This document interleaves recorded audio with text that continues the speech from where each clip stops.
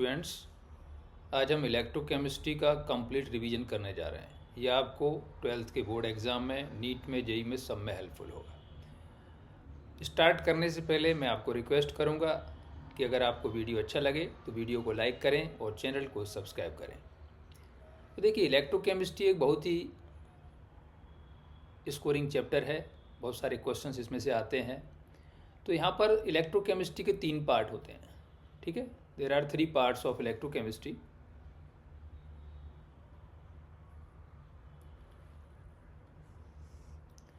एक होता है इलेक्ट्रोलाइटिक कंडक्टेंस, दूसरा होता है इलेक्ट्रोलाइसिस और तीसरा होता है गैल्वानिक सेल वाला पार्ट। तो इसमें से पहले हम फर्स्ट पार्ट को लेते हैं, इलेक्ट्रोलाइटिक कंडक्टेंस क्या है।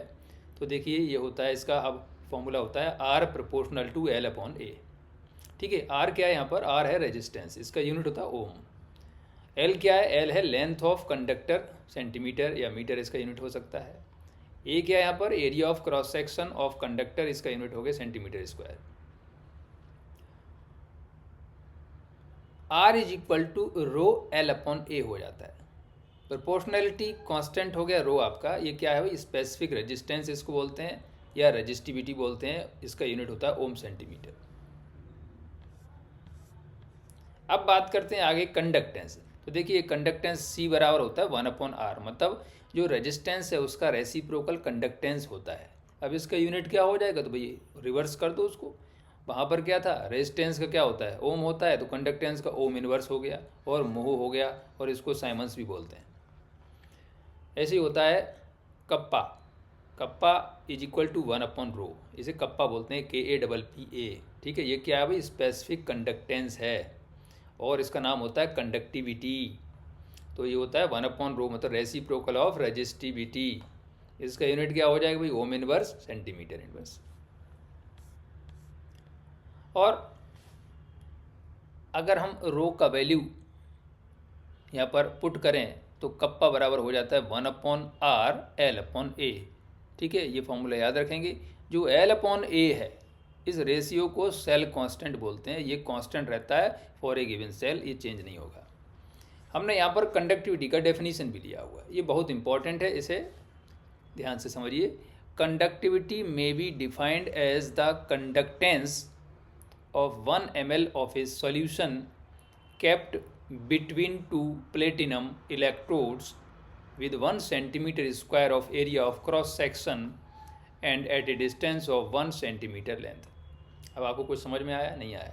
तो इतना याद रखो कि the conductance by all the ions present per unit volume of solution, मतलब कोई भी एक यूनिट है, 1 ml सॉल्यूशन है, तो 1 ml सॉल्यूशन में जितने आयंस प्रेजेंट हैं उनका जो कंडक्टेंस होगा वही कंडक्टिविटी होता है।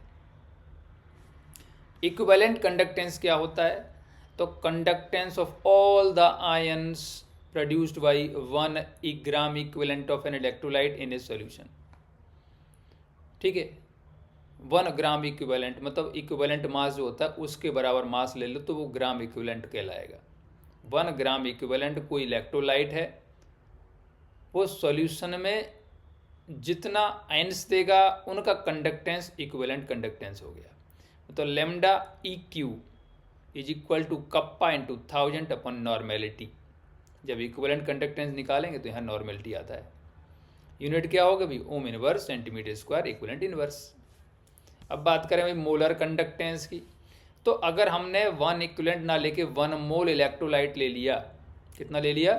1 मोल इलेक्ट्रोलाइट, तो 1 मोल इलेक्ट्रोलाइट सॉल्यूशन में डाल दिया, उसके जो आयंस बनेंगे उन आयन का जो कंडक्टेंस होगा उसे क्या बोलेंगे? Molar conductance. तो लेमडा M बराबर कप्पा इंटू 1000 अपॉन मोलेरिटी। तो ये हो जाता है भाई ohm inverse centimetre square mole inverse. तो पहले वाले यूनिट में क्या था? इक्विवेलेंट इनवर्स था। अब मोलर कंडक्टेंस है तो लेमडा M आ गया, मोलेरिटी आ गई, मोल इनवर्स आ गया, ठीक है। ऐसे याद रखते हैं। और एक अच्छा रिलेशन होता है कि जो मोलर कंडक्टेंस है बराबर होता है equivalent conductance into n factor. ये वाला फॉर्मूला याद कर लो आप। आगे बढ़ेंगे भाई, variation of conductivity with dilution, है ना। बहुत अच्छा मैंने यहाँ पर एक रिलेशन दिया आपको समझाने के लिए कि जो वीक इलेक्ट्रोलाइट होते हैं उनके लिए Ka बराबर C अल्फा स्क्वायर हम यूज़ करते हैं। तो यहाँ पर जो अल्फ़ा है वो स्क्वायर रूट के अपॉन सी ऐसे लिख सकते हैं इसको। अल्फ़ा बराबर हो गया स्क्वायर रूट के ए, और जो सी है हमारी, सी क्या है भाई आप जानते हो, पहले से बता रखा है आपको, मोलेरिटी होती है ये, मोलेरिटी। और मोलेरिटी का मतलब मोल अपॉन वॉल्यूम, ऊपर आ गया ये। तो जो अल्फ़ा है मतलब डिग्री ऑफ डिसोसिएशन है वो वॉल्यूम के प्रोपोर्शनल हो गया, ऐसे लिख सकते हैं ना भाई, alpha proportional to square root of volume. तो आप वॉल्यूम बढ़ाओगे तो क्या होगा, वॉल्यूम बढ़ाएंगे तो उसका स्क्वायर रूट भी बढ़ जाएगा, तो अल्फ़ा डिग्री ऑफ आयोनाइजेशन बढ़ जाएगा। तो यहाँ पर वॉल्यूम बढ़ाने का मतलब क्या है, एक गिवन सॉल्यूशन में आप बाहर से सॉल्वेंट मिला रहे हैं, डाइल्यूशन कर रहे हैं, तो वॉल्यूम बढ़ रहा है। Therefore as dilution increases degree of ionisation also increases but conductivity decreases. मतलब कंडक्टिविटी का मतलब kappa, because the number of ions per unit volume decreases. मैंने अभी बताया था कि पर यूनिट वॉल्यूम, जब आप डाइल्यूशन करेंगे बहुत सारे तो उसमें क्या हो जाएगा, वॉल्यूम बहुत बढ़ जाएगा, और वॉल्यूम बढ़ जाएगा तो पर यूनिट वॉल्यूम में आइंस का नंबर कम होने से कंडक्टिविटी डिक्रीज हो जाएगी। ये बहुत अच्छा पॉइंट है। अब बात करें variation of lambda M lambda equivalent with dilution. तो देखिए lambda M and lambda EQ मतलब molar conductance and equivalent conductance increases with dilution, because क्यों होता है ऐसा, डिग्री ऑफ आयोनाइजेशन इंक्रीजेज। अभी देखा आपने, अल्फा बढ़ाएंगे हम, वॉल्यूम बढ़ाएंगे तो अल्फा आयोनाइजेशन बढ़ता है, ये हम देख चुके हैं। Degree of ionisation increases with dilution, thereby increasing the total number of ions. जब आयोनाइजेशन बढ़ेगा तो आयंस भी बढ़ेंगे, और आयंस बढ़ेंगे तो उनका कंडक्टेंस बढ़ जाएगा, क्योंकि यहाँ डेफिनेशन डिफरेंट है। यहाँ पर यूनिट वॉल्यूम नहीं देख रहे हम, पर यूनिट में आयंस कम होंगे डाइल्यूशन बढ़ाने से, लेकिन टोटल नंबर ऑफ आयंस बढ़ेंगे क्योंकि आयोनाइजेशन बढ़ रहा है। और आयोनाइजेशन कब बढ़ता है, जब वॉल्यूम बढ़ाते हैं तब, जब डाइल्यूशन करते हैं तब। अभी बढ़ता जाएगा, ऐसा तो है नहीं कि कभी तो जाके मैक्सिमम हो जाएगा। तो जितने भी हमारे मॉलिक्यूल्स हैं वो सारे जब आयोनाइज हो जाएंगे, जब सबके सब आयोनाइज हो जाएंगे तो उस समय जो कंडक्टेंस है वो मैक्सिमम वैल्यू को अचीव कर जाएगा, उसे हम बोलते हैं इनफाइनाइट डाइल्यूशन। तो एट इनफाइनाइट डाइल्यूशन जो लैम्डा एम है हैज़ ए लिमिटिंग वैल्यू, मतलब मैक्सिमम वैल्यू है, लिमिटिंग, अब उससे ज़्यादा नहीं बढ़ेगा, चाहे कितना ही पानी मिलाते रहो हैं। और इसी को बोलते हैं लिमिटिंग मोलर कंडक्टिविटी, और इसके लिए सिंबल बना दिया लैम्डा एम नॉट, और कहीं कहीं हम इसको किससे भाई दिखा देते हैं, लैम्डा एम ऐसे बना देते हैं इनफाइनाइट। ठीक है, ये भी होता है। अब इसका ग्राफ क्या आएगा, आप देख रहे हो इसका ग्राफ बहुत ही बढ़िया है भाई। इधर लैम्डा एम मोलर कंडक्टेंस या इक्विवेलेंट एक ही बात है, दोनों का वेरिएशन सेम होता है। तो यहाँ पर जो हमने लिया है स्क्वायर रूट ऑफ कॉन्सेंट्रेशन। अब आप देख रहे हो भाई जो स्ट्रॉन्ग इलेक्ट्रोलाइट है उसका बहुत ही स्लोली इंक्रीज हो रहा है। अभी क्या है, देखो इधर कॉन्सेंट्रेशन बढ़ रही है तो इधर डाइल्यूशन बढ़ेगा ना, डाइल्यूशन और कॉन्सेंट्रेशन एक दूसरे के अपोजिट है। तो आप इधर जा रहे हैं, डाइल्यूशन बढ़ रहा है, डाइल्यूशन बढ़ा रहे हैं, आयोनाइजेशन बढ़ रहा है। तो जो स्ट्रॉन्ग इलेक्ट्रोलाइट है उसका आयोनाइजेशन तो इनिशियली मैक्सिमम हो जाता है, इसलिए डाइल्यूशन बढ़ाने से उसका आयोनाइजेशन बढ़ेगा, लेकिन बहुत थोड़ा ही बढ़ा, इसलिए उसका कंडक्टिविटी का ये ट्रेंड आया। वीक इलेक्ट्रोलाइट, भाई वीक वो होते हैं जिनका आयोनाइजेशन 1% से भी कम होता है। तो जब डाइल्यूशन करेंगे तो किसे ज़्यादा फायदा होगा, स्ट्रॉन्ग इलेक्ट्रोलाइट या वीक इलेक्ट्रोलाइट, वीक को ज़्यादा फायदा होगा। उसका आयोनाइजेशन डाइल्यूशन किया तो अब बहुत तेज़ी से इस तरीके से डाइल्यूशन उसका बढ़ा, तो ज़्यादा फायदा किसको हुआ, वीक इलेक्ट्रोलाइट को हुआ, इसलिए उसका ये ग्राफ इस ट्रेंड मिल गया। फॉर स्ट्रॉन्ग इलेक्ट्रोलाइट ये एक इक्वेशन है, याद कर लो, लैम्डा एम बराबर lambda M not minus A square root C. A क्या है, कांस्टेंट है for a given solvent and its value depends upon the nature of electrolyte. अब वीक इलेक्ट्रोलाइट के लिए फॉर्मूला ये आता है भाई, अल्फा बराबर lambda M upon lambda M not. ठीक है, लैम्डा एम मोलर कंडक्टेंस और lambda M not limiting molar conductance, दोनों के रेशियो से क्या आ जाता है, अल्फा आ जाता है डिग्री ऑफ आयोनाइजेशन। के बराबर C alpha square upon 1 minus alpha, ये भी इलेक्ट्रोकेमिस्ट्री सॉरी जब आप इक्विलिब्रियम पढ़ते हैं ना वहाँ पे आता है ये। के होता है हमारा एसिड डिसोसिएशन कांस्टेंट, और C alpha square upon 1 minus alpha वहाँ आता है। तो ये मैंने लिख दिया एक एडिशनल पॉइंट में। कि अल्फ़ा की जगह आप क्या लगा दोगे, लैम्डा एम नॉट, तो इस तरीके से एक फॉर्म चेंज हो जाती है। एग्जाम में कई बार पूछ लेते हैं भाई इस तरीके से बताओ कि ये जो फॉर्मूला है, 4 ऑप्शन बना दिए, थोड़ा प्लस माइनस कर दिए हर एक में, तो एक ही करेक्ट होगा ना, तो वही करेक्ट हो जाएगा। यहाँ पर एक नोट पॉइंट भी आपके लिए दे दिया है कि H ions have a very large ionic mobility and lambda M as compare to all other ions. ठीक है, याद रखो एच आइन में क्यों होता है, ये होता है ड्यू टू, मैं आपको बता रहा हूँ, ड्यू टू चार्ज टनलिंग। ठीक है, बाकी आयन फिजिकली मूव करते हैं पानी के अंदर, लेकिन जो एच आयन है वो मूव नहीं करता। एच आयन तो जुड़ता चला जाता है, एच आयन प्लस H2O, फिर क्या बन जाएगा H3O प्लस, ऐसे ही एच आयन आपस में इस तरीके से जुड़ते चले जाएंगे। तो एच आयन को कहीं जाना ही नहीं पड़ रहा है, उसका चार्ज जो है चार्ज टनलिंग के थ्रू जो है वो मूव करता है, इसलिए उसका सबसे ज़्यादा आयनिक मोबिलिटी होती है, कंडक्टेंस होता है। अब आते हैं कॉलराउस लॉ। भाई कॉलराउस का लॉ क्या है, lambda M not of an electrolyte. ये कहते बहुत ही सिंपल है भाई, जैसे NaCl है तो NaCl में Na प्लस का कंडक्टेंस ये है, Cl माइनस का ये है, तो NaCl का क्या होगा, दोनों को ऐड कर दिया, बस यही तो हो गया।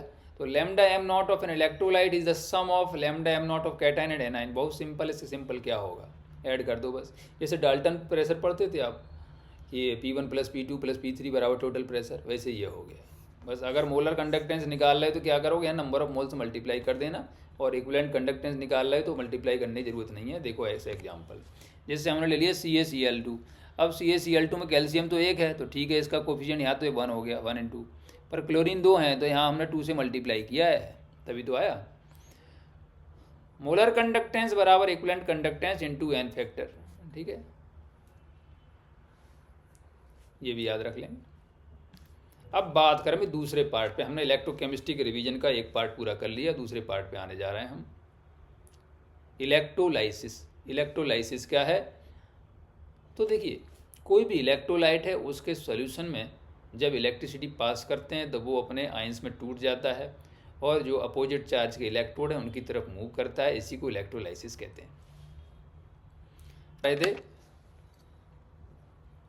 the process of decomposition of an electrolyte by passage of electric current through its aqueous solution or molten state is called electrolysis. Electrolysis is carried out in electrolytic cell। अब ये सेल क्या होता है, देखो इसका हमने बना दिया एक रिप्रेजेंटेशन। यहाँ इस तरीके से भाई एक बीकर लिया हुआ है ये, ठीक है, कंटेनर है ये, और उसके अंदर कोई एक सॉल्यूशन है। ये इलेक्ट्रोलाइटिक सॉल्यूशन हो सकता है या मोल्टन स्टेट में हो सकता है। ठीक है, इसके अंदर 2 इलेक्ट्रोड लगा दिए, इधर ये बैटरी से कनेक्ट करेंगे, जो बैटरी के नेगेटिव से कनेक्ट करते हैं उसे क्या बोलते हैं, भी कैथोड बोलते हैं, और जो पॉजिटिव से कनेक्ट करते हैं उसे क्या बोलते हैं, एनोड बोलते हैं।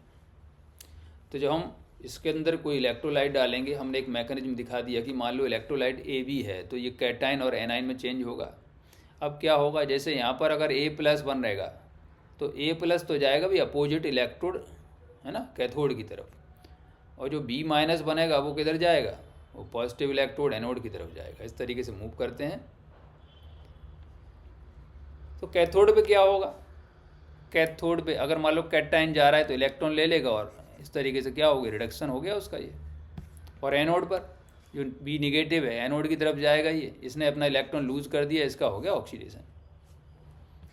अब प्रेफरेंशियल डिस्चार्ज ऑफ आयन क्या होता है, जब अगर एक कैटाइन एक एनाइन है तो कोई कॉम्पिटिशन है नहीं, कैटाइन जाएगा कहाँ जाएगा भी, कैथोड की तरफ, एनाइन कहाँ जाएगा, एनोड की तरफ। लेकिन अगर कैटाइन हमारे बहुत ज़्यादा हैं, फॉर कैटाइन्स बहुत सारे कैटाइन्स हैं, तो ये एक इंक्रीजिंग प्रेफरेंस का ऑर्डर है, इसे आप याद कर सकते हो। Potassium, sodium, calcium, magnesium, aluminium, zinc, एचाइन, copper, mercury, silver.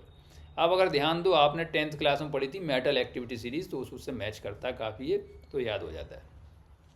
For anions increasing preference क्या होगा, तो भाई इसके लिए sulphate, nitrate, OH ion, chloride, bromide, iodide. तो मैंने इसका एक ट्रिक बना लिया है, आपको सही लगे देख लेना। से नो टू CVI, ये मैंने बना लिया, ट्रिक बना लिया एक। मतलब यहाँ पर S क्या हो गया भाई, सल्फेट हो गया, ये सल्फेट। मुझे याद आ जाता है थोड़ा सा ऑर्डर, और क्या है, N से नाइट्रेट हो गया, और तो कुछ होगा ही नहीं। अब O है तो क्या होगा, OH आयन ही हो गया, और CBI में क्या है, क्लोराइड, ब्रोमाइड, आयोडाइड। इस तरीके से याद कर लेते हैं हम इसे। अब इलेक्ट्रोलाइसिस के मैंने यहाँ पर एग्जांपल ले लिए। इलेक्ट्रोलाइसिस हम copper sulphate solution using platinum electrode की बात करें तो कैसे होगी, तो देखिए कॉपर सल्फेट जैसे ही पानी में जाएगा कॉपर आयन सल्फेट आयन मिलेंगे, H2O पानी में जाएगा तो H आयन और OH आयन में टूट जाएगा। अब कैथोड कंपटीशन हो गया तो कॉपर और H आयन में, अभी हमने देखा भी कॉपर और H आयन में कौन आगे है, कॉपर आगे है, H आयन पीछे है, ठीक है, दिखाई दे रहा है ये। इसका मतलब कॉपर कैथोड पर जो है वो क्या हो जाएगा, रिड्यूस हो जाएगा, और एनोड पर हमारे पास क्या है, सल्फेट और OH आयन। तो फिर से देखो भाई, ये सल्फेट और OH आयन कौन आगे, OH आयन। तो जो OH आयन है वो आगे, उसका OH आयन का क्या हो जाएगा, एनोड पे ऑक्सीडेशन हो जाएगा। OH आयन जब भी मिलते हैं तो वाटर बनता है, ऑक्सीजन गैस मिलती है, इलेक्ट्रॉन फ्री होते हैं। अगर कॉपर इलेक्ट्रोड ले लिया तो क्या होगा,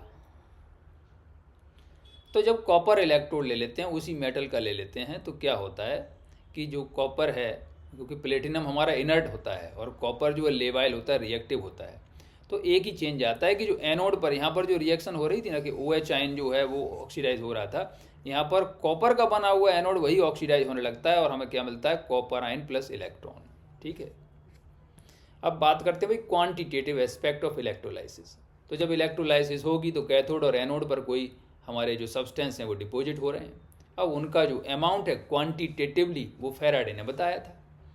तो फैराडेज के 2 लॉ हैं। फैराडेज फर्स्ट लॉ ये कहते हैं कि amount of substance deposited is proportional to the charge passed, जो चार्ज पास कर रहे हैं उसके प्रोपोर्शनल होगा। तो W बराबर ZIT, ठीक है। W क्या है, मास जो डिपॉजिट होगा। Z क्या होता है, Z होता है इक्विवेलेंट मास अपॉन 96,500 है इलेक्ट्रोकेमिकल। I क्या होता है,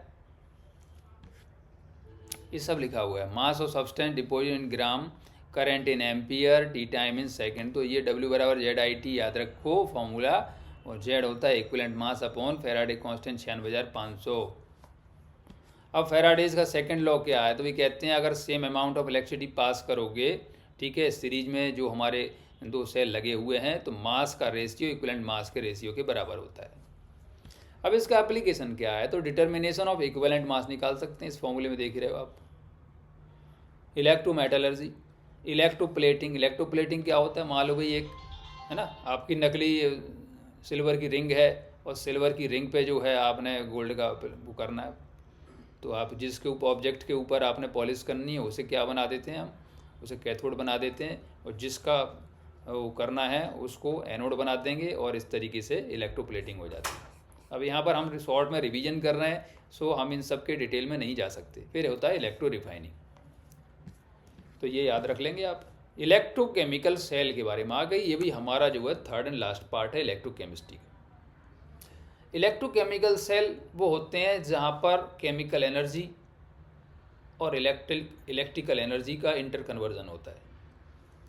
तो एक होता है इलेक्ट्रोलाइटिक सेल जो हमने पढ़ लिया है, जिसमें इलेक्ट्रोलाइसिस होती है। दूसरा गैल्वानिक सेल है जो हम देखने जा रहे हैं। गैल्वानिक सेल का मतलब है वही बैटरी जो हम आजकल सब मोबाइल में यूज़ करते हैं, बहुत सारी जगह यूज़ करते हैं, जो बैटरी है वो गैल्वानिक सेल है, वोल्टेइक सेल है। यहाँ पर होता क्या है भाई, यहाँ पर जो अंदर केमिकल होते हैं ना, केमिकल एनर्जी वो किस में बदल जाती है, इलेक्ट्रिसिटी में बदल जाती है। इसका एक एग्जांपल है डेनियल सेल, बहुत सारे होते हैं, हमने एक लिया है।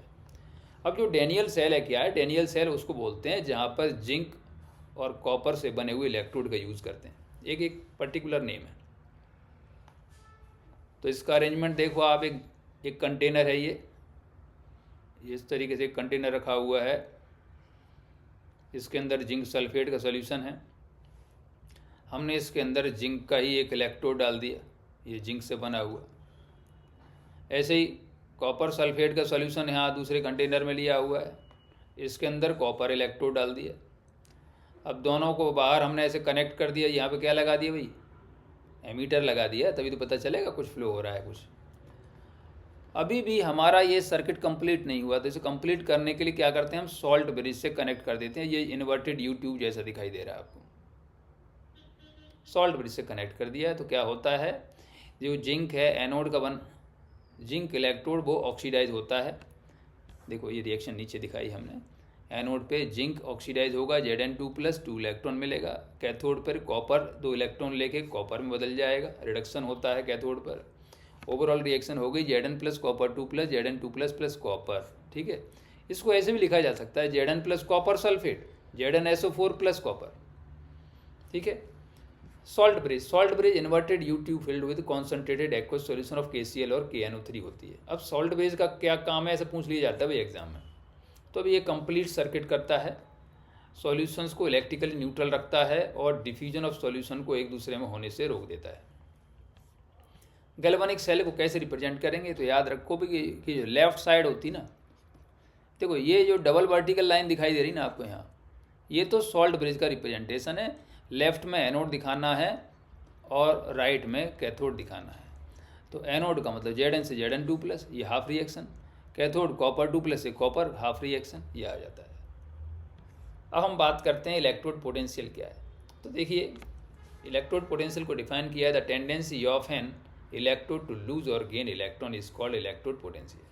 कोई भी इलेक्ट्रोड है वो इलेक्ट्रॉन लूज करता है, इलेक्ट्रॉन गेन करता है, उसकी टेंडेंसी को इलेक्ट्रोड पोटेंशियल कहते हैं। 298 केल्विन पर 1 मोलर कॉन्सेंट्रेशन का यूज करके हम स्टैंडर्ड इलेक्ट्रोड पोटेंशियल E0 निकालते हैं। IUPAC के अकॉर्डिंग स्टैंडर्ड रिडक्शन पोटेंशियल को स्टैंडर्ड इलेक्ट्रोड पोटेंशियल बोलते हैं, रिडक्शन वाले को। रिडक्शन पोटेंशियल और ऑक्सीडेशन पोटेंशियल दोनों इक्वल अपोजिट होते हैं, मतलब एक नेगेटिव साइन लगाओ तो एक दूसरे में बदल जाएगा।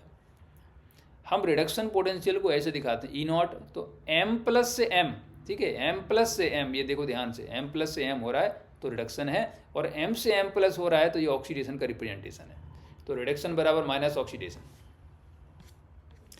अब बात करें सेल पोटेंशियल। तो सेल पोटेंशियल क्या है भाई, कि जो हमारे 2 हाफ इलेक्ट्रोड हैं उन दोनों के इलेक्ट्रोड पोटेंशियल का डिफरेंस। अब बच्चों को यहाँ बहुत कन्फ्यूजन होता है कैसे कैसे, तो हमने एक सिंपल फॉर्मूला निकाला है, E0 सेल बराबर E0 cathode minus E0 anode. अब यहाँ पर जो E0 है, E0 क्या है भाई, यहाँ पे आप रिडक्शन पोटेंशियल यूज करेंगे। ठीक है, दोनों का कई सारे फॉर्मूले होते हैं, लेकिन आप याद, कैथोड माइनस एनोड, तो कैथोड हो या एनोड हो, दोनों का ही क्या लेना है, रिडक्शन पोटेंशियल, और डिफरेंस जो है E0 सेल आता है। डेनियल सेल के लिए जो हमारा कैथोड था वो कॉपर था, 0.34 उसका पोटेंशियल होता है। एनोड पे क्या था, जिंक था, -0.76 उसका पोटेंशियल होता है। दोनों का डिफरेंस आ जाता है E0 बराबर 1.1 वोल्ट। मैंने यहाँ लिख दिया रिडक्शन टू अवॉइड मिस्टेक्स।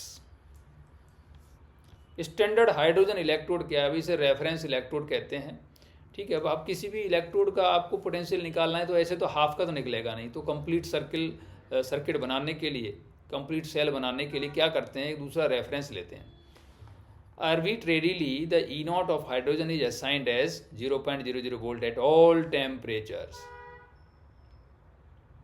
ठीक है, इसे भी ध्यान रखेंगे। आगे चलते हैं, इलेक्ट्रोकेमिकल सीरीज क्या है, बहुत सारे देखो तो पढ़ो जरा। The arrangement of elements in order of increasing E0 reduction is called electrochemical series और एक्टिविटी सीरीज। बहुत सारे एलिमेंट हैं, उन सब के इलेक्ट्रोड पोटेंशियल के एक ऑर्डर में आपने उनको लिख दिया, रख दिया, तो क्या बन जाएगा, तो बन जाएगा इलेक्ट्रोकेमिकल सीरीज। अब ये इलेक्ट्रोकेमिकल सीरीज बहुत काम की है, इससे बहुत सारे क्वेश्चन आते हैं, तो इसमें 2-3 पॉइंट याद रखोगे, क्वेश्चन बन जाएंगे। Lower the E0 reduction easier is oxidation, बस हो गया सब। जिसका E0 कम होगा उसका ऑक्सीडेशन आसानी से हो जाएगा।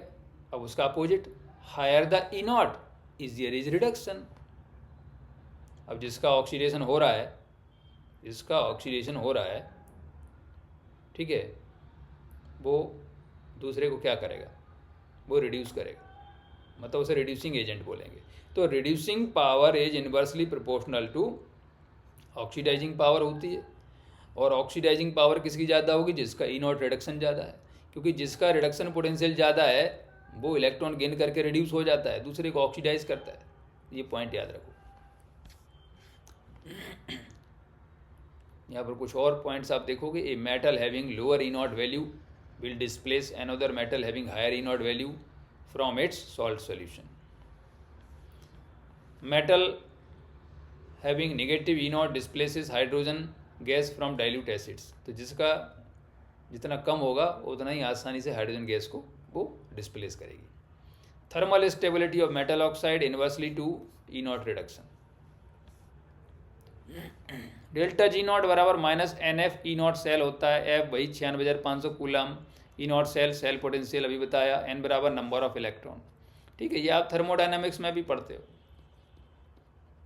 थर्मोडायनामिक्स में भी आप इसको पढ़ते हैं। If E not cell is positive, देखो बहुत बढ़िया ये पॉइंट यहाँ पे आ रहा है कि अगर ई नॉट सेल पॉजिटिव है तो डेल्टा जी नॉट क्या हो जाएगी, निगेटिव। इस ऊपर वाले फॉर्मूले से देखो, ई नॉट सेल पॉजिटिव तो डेल्टा जी नॉट निगेटिव आएगा। रिएक्शन इज फीजिबल और स्पॉन्टेनियस, तो स्पॉन्टेनिटी भी इससे पता कर सकते हैं। अब यहाँ पर बाद में हम आते हैं नंस्ट इक्वेशन की तरफ। नंस्ट इक्वेशन क्या है, तो देखो जो इलेक्ट्रोड और सेल पोटेंशियल होते हैं, आपने देखा कि हमने 298 केल्विन टेम्परेचर और 1 मोलर कॉन्सेंट्रेशन पे मेजर किया। अब अगर कॉन्सेंट्रेशन बदल दें तो इलेक्ट्रोड पोटेंशियल बदल जाएगा। उसी वेरिएशन को नंस्ट ने बताया था, फॉर्मूला दिया ई बराबर E not minus 2.3 RT upon N F log Q. अब यहाँ पर सॉल्विंग, देखो ये सब मैं समझा देता हूँ term. R universal gas constant, T temperature and kelvin, क्योंकि रूम टेम्परेचर लेते हैं तो 298 केल्विन लेंगे, N change in electron, F Faraday constant. तो इन सब की वैल्यू रखने के बाद जब हम इनको सॉल्व करते हैं ऑन सॉल्विंग, तो ई बराबर आता है ई बराबर E not minus 0.059 upon N log Q. तो क्यू क्या है, रिएक्शन क्वेश्चन है।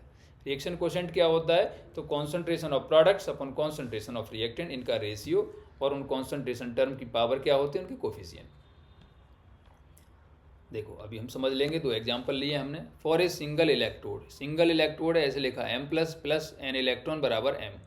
ठीक है, ये एक रिएक्शन हो रही है। तो E बराबर E not minus 0.059 upon N, ये तो सेम रहेगा। अब बात आती है Q की, तो क्या हो जाएगा, प्रोडक्ट अपॉन रिएक्टेंट, क्योंकि ये सॉलिड है। ठीक है, तो जो सॉलिड होता है ना, उसका हम एक्टिव मास, उसकी कॉन्सेंट्रेशन क्या लेते हैं, 1 लेते हैं, यूनिटी लेते हैं, अपॉन रिएक्टेंट MN प्लस का कॉन्सेंट्रेशन।